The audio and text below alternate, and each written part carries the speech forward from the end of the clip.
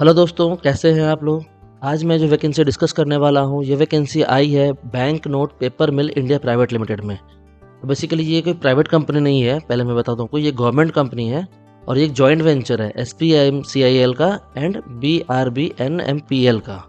ठीक है, तो दोनों ही गवर्नमेंट ऑफ इंडिया की ही मतलब कंपनी है। ठीक है ना, तो उसके बारे में मैं देखता हूँ, बताता हूँ आपको। यहाँ पे ये देख लीजिए। तो SPMCIL जो है, ठीक है, ये सिक्योरिटी प्रिंटिंग एंड मिंटिंग जो ऑर्गेनाइजेशन है ना, ये वो है। और दूसरी वाली है भारतीय रिजर्व बैंक नोट मुद्रण प्राइवेट लिमिटेड। ठीक है ना, wholly owned subsidiary of reserve bank of India. तो बेसिकली उसकी कंपनी है ये। ठीक है, ये बेसिकली क्या करती है, नोट का पेपर जो होता है ना, जो नोट्स जो बनते हैं वो बनाती है। ठीक है, engage in production of bank note paper with capacity of 12,000 TPA इन मैसूरू। ठीक है, तो इसकी ऑफिस जो है वो मैसूरू में, आपकी जो पोस्टिंग भी होगी वो मैसूरू में ही होगी मोस्ट प्रोबेबली। ठीक है, तो वैकेंसी आई है मैनेजर के लिए, मैनेजर के पोस्ट के लिए। उसमें एक वैकेंसी है अनरिजर्व कैटेगरी में। ठीक है, असिस्टेंट मैनेजर की पोस्ट है, उसके लिए भी क्या है, एक है अनरिजर्व में और एक है OBC में। Okay, last date of application जो है वो है 25 अक्टूबर। ठीक है, फिर जो मांगा गया इसमें डिटेल्स बताता हूँ मैं आपको। इसमें एज लिमिट है मैनेजर के लिए 40 ईयर्स की, और जो क्वालिफिकेशन मांगा गया है वो ग्रेजुएट विथ 60% मार्क्स। ध्यान रहे, आपको 60% मार्क्स आपका होना चाहिए ग्रेजुएशन में। उसके साथ CA चार्टर्ड अकाउंटेंट होने चाहिए आप। अगर आप CMA हैं तो आप अप्लाई नहीं कर सकते हैं मैनेजर पोस्ट के लिए। ठीक है, और आपका पोस्ट क्वालिफिकेशन एक्सपीरियंस है वो 10 साल का होना चाहिए age on date, that is 25 October को आपका 10 साल का एक्सपीरियंस होना चाहिए टोटल मिला करके, तभी आप इसमें अप्लाई कर सकते हैं।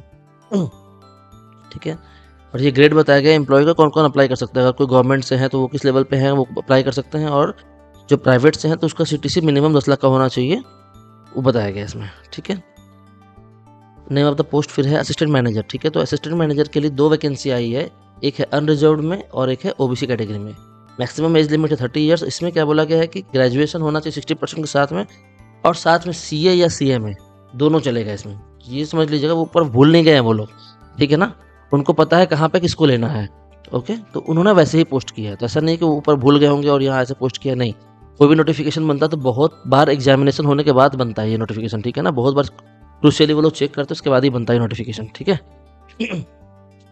तो बेसिकली AM की पोस्ट के लिए ग्रेजुएशन चाहिए और साथ में 60% के साथ में, और उसके साथ CA या फिर CMA चाहिए आपको, और 2 साल का एक्सपीरियंस चाहिए आपको एज ऑन 25 अक्टूबर।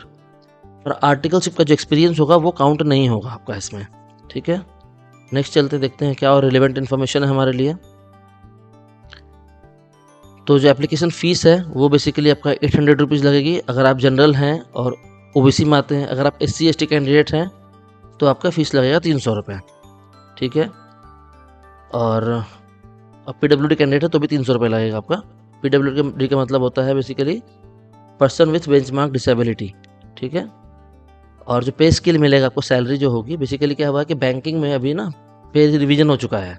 ठीक है, तो मैनेजर का जो पे स्केल यहाँ पे होगा वो 11 का होगा, एंड जो कि 69,000 का ये बेसिक सैलरी होगा। ये जो है ना, ये बेसिक सैलरी है आपका।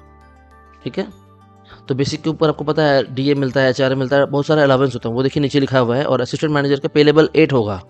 ओके, जो क्लास 1 गैजेटेड ऑफिसर होता है सेंट्रल गवर्नमेंट में, दैट इज पे लेवल 10।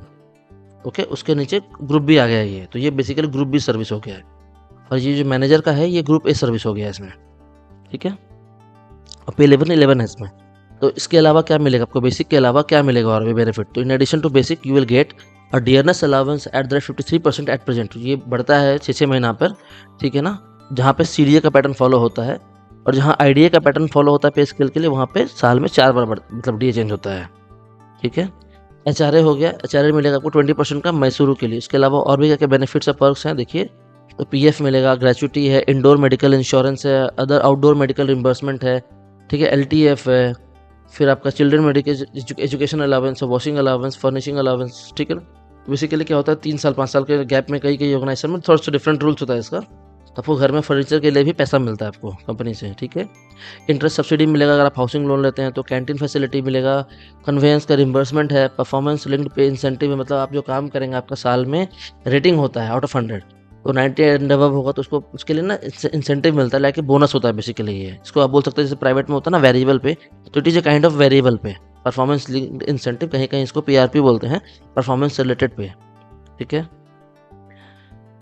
अब देखते हैं क्या क्या क्वेश्चन पूछा जाएगा इसमें। देखिए, तो इसमें है structure of online test for manager and assistant manager, दोनों के लिए बताया गया है।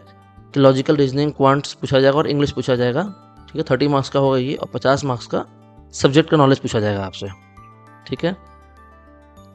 और देखते हैं चलिए आगे क्या है। तो हाउ टू अप्लाई है, कैसे अप्लाई करना, बहुत लोग पूछते हैं कि कैसे अप्लाई करना है सर इसमें, तो ये बताया गया है इसमें, ठीक है ना, कैसे अप्लाई करना है।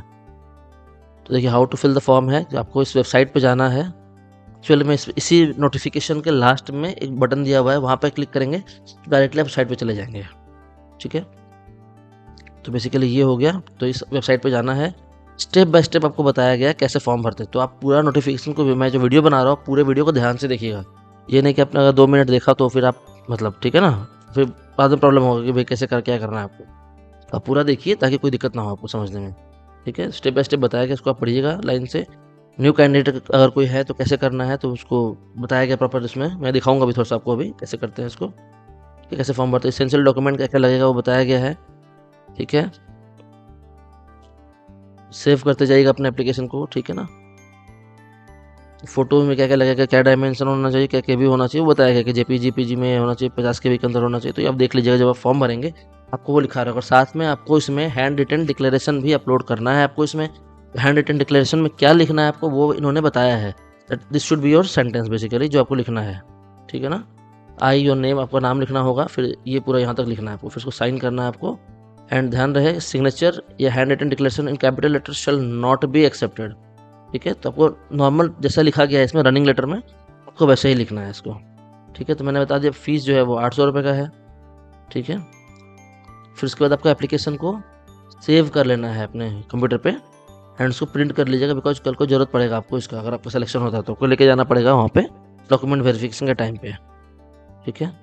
डाउनलोड करना एडमिट कार्ड, तो वो आपको वो भी वेबसाइट पे मिल जाएगा आपको। उसके लिए मेल का जनरली आ जाता है इन लोगों का, बट फिर भी बोल रहे हैं ये लोग कि आप हमेशा जो है रेगुलरली चेक करते रहिए अपने वेबसाइट को, ठीक है। कंपनी की वेबसाइट को चेक करते रहिए, ठीक है।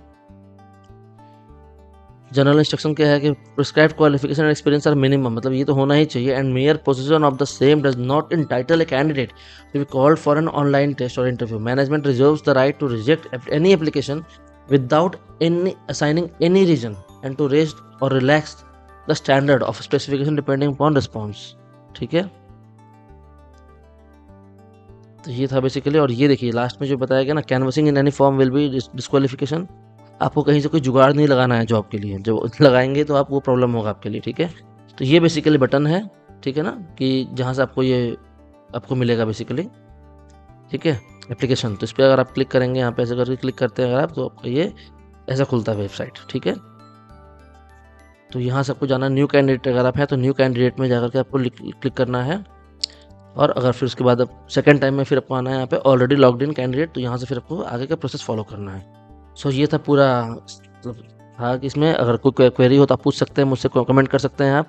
आई will try to give all the answers to you. And preparation करना है तो उसके लिए हम लोग नोट्स भी अवेलेबल रखे हैं अपने वेबसाइट ऐप पर, कॉमर्स जॉब अकेडमी ऐप पर वो भी अवेलेबल है, आप वो भी कर सकते हैं। इंटरव्यू की तैयारी करनी है, अगर आपको कहीं अगर रिटर्न एग्जाम क्लियर हो जाता है तो वो भी हो जाएगा। मॉक इंटरव्यू भी अवेलेबल है आपके लिए, ठीक है। तो आप कॉमर्स जॉब अकेडमी के ऐप को डाउनलोड कर लीजिए ताकि आपको फ्यूचर में वहाँ से अपडेटेड स्टडी नोट्स आपको मिलता रहे, ठीक है। और कोई क्वेरी हो तो आप पूछ सकते हैं मुझसे, कभी भी इसमें क्वेरी में डालते रहिए। Thank you very much.